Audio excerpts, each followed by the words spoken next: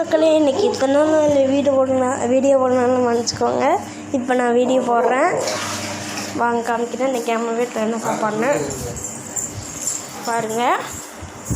நம்ம வீட்டில் என்ன சாப்பாடுன்னு பாருங்கள். என்ன சாப்பாடுன்னு காமிக்கிறேன். சாம்பார்,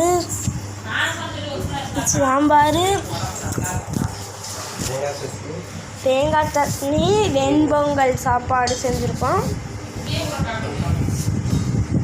வாங்க காய் சாப்பிட்லாம்.